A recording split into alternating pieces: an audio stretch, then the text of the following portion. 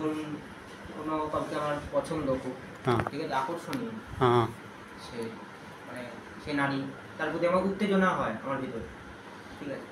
এবার আমি সেই উত্তেজনাটাকে কন্ট্রোল করতে পারছি না, কারণ তাকে তো আমি পাচ্ছি না।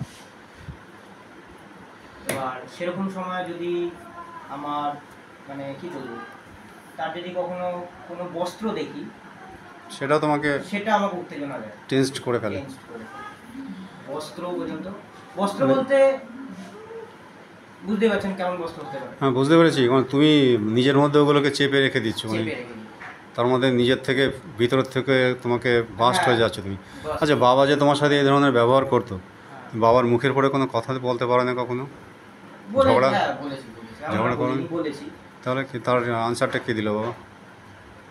আনসারটা যখন আমি আবার হঠাৎ কিছু বলতে গেলাম, তখন হয়তো সিচুয়েশনটা অন্যরকম হয়ে গেল, ঠিক আছে, হয়ে যাওয়ার সময় চলে আসতে পারে। সেইখান থেকে, সেই জায়গাটা থেকে বেরিয়ে আসার জন্য হয়তো অনেক সময় কিছু বললাম না, রেগে গেলাম, কিন্তু বললাম না, সেই ভিতরে সেই রাগ জ্বালা যন্ত্রণাটা ভিতরে থেকে যায়, ঠিক আছে। সেই সময় যদি মাও কোনো কথা বলে, সেই সময় আমি রেগে যাই, উত্তর দেই না, সেই রাগটা অন্যদিকে হয়ে যায় আমার। ঠিক আছে, কিছু লুকা যায় না, কিন্তু আগে এরকম ছিলাম না, আগে একদমই এরকম ছিলাম না। এটা সম্প্রতি হয়েছে, কি থেকে হয়েছে জানি না। আমি তোমাকে সুস্থ করে দেবো। অভিষেক সরকার আমার কাছে এসে ওর সমস্যা, সব থেকে বড় যে সমস্যা, মাস্টারবেশন করে এবং ওর ল্যাসেভিয়াস আছে, সবসময় এইসব চিন্তাভাবনাগুলো মাথার মধ্যে ঘোরে এবং সেটা নিয়েও পড়ে থাকে। পড়াশুনো খুব ডাল হয়ে গেছে। সম্প্রতি ওর মা এসে আমাকে বলে গেছে, ওর মাও আমার পেশেন্ট, রুনু সরকার, অ্যাংজাইটি নিউরোসিস, প্রচণ্ড টেনশন করে, কারো সামনে যেতে ভয় পায়, যে কেউ হয়তো তাকে দেখে ফেলে ভাববে তার সম্পর্কে, এই ধরনের চিন্তাভাবনাগুলো তার মধ্যে সবসময় থাকে এবং ভবিষ্যৎ নিয়ে খুব ভাবনা চিন্তা করে।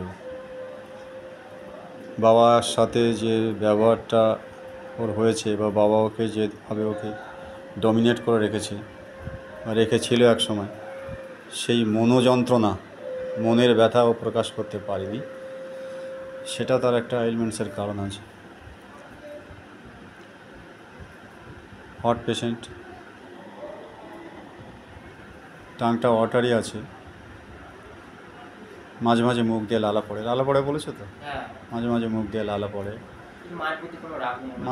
মা খুব ভালো, হ্যাঁ, একটু উষ্ণ খাবার পছন্দ করে, মানে চাটাও খায় একটু হালকা উষ্ণ, গরম বেশি ভালো পছন্দ করে না।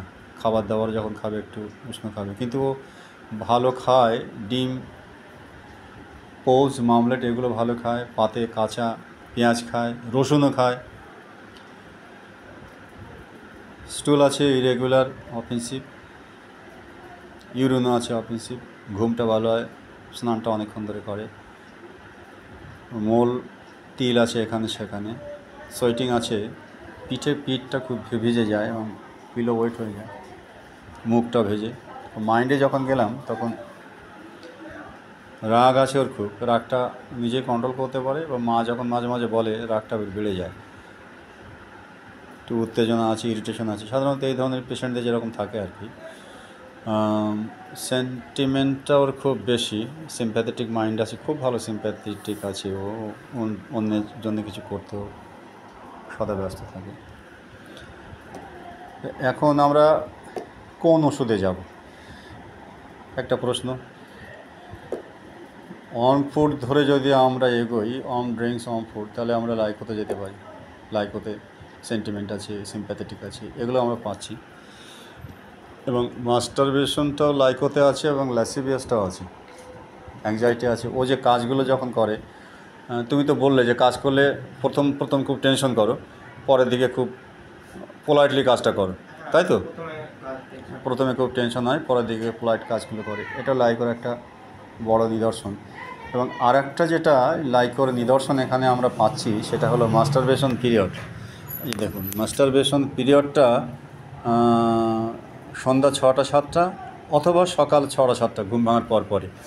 তাহলে এটা এটা ভাইস ভার্সা হলো, এটাও আমরা লাইকোর একটা বড় নিদর্শন আমরা পাচ্ছি। যাক আমরা লাইকো দিয়ে শুরু করি, লাইকোতে আমরা এগুলো সব কভার করছি, তারপরে ওটাকে আমরা সুইচ ওভার করবো পরে।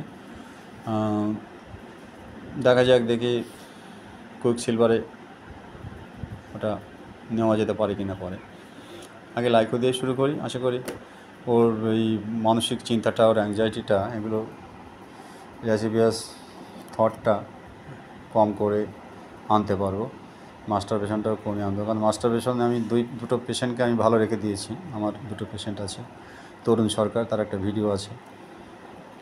দেখা যাক, দেখি, চেষ্টা করা যাক। ঠিক আছে অভিষেক, ভালো রাখার চেষ্টা করব।